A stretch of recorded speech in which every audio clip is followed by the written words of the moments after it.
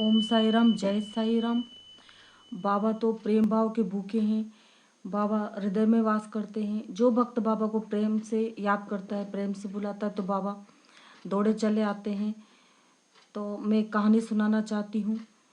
एक इंसान था जो नास्तिक था, मतलब भगवान में बिल्कुल भी विश्वास नहीं करता था, और कोई भी काम करे तो उसमें उसको नुकसान जाए, कोई जॉब करे, बिजनेस करे तो उसमें उसको घाटा जाए।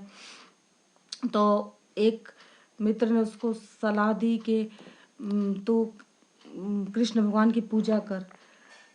उसने सोचा कि मैं कृष्ण भगवान की पूजा करूँ, तो वह पूजा करके भी देख लेता हूँ, पूजा करने में कोई नुकसान नहीं, कोई घाटा नहीं।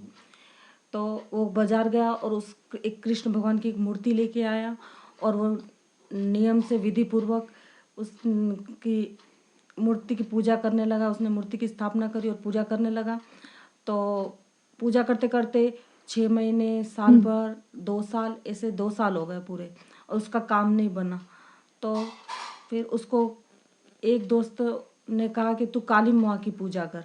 तो फिर उसने कृष्ण भगवान की मूर्ति को किसी को बुला के सीढ़ी पर चढ़ के और पूजा रूम में ऊपर टाट के ऊपर रख दिया, और फिर वो कृष्ण भगवान की पूजा को छोड़कर काली माँ की पूजा करने लगा। फिर काली माँ की पूजा करते करते भी 6 महीने, साल भर बीत गया। तो फिर उसके माइंड में एक बात आई कि भाई इसके अगरबत्ती का धुआं कृष्ण भगवान के ऊपर भी तो जाता होगा।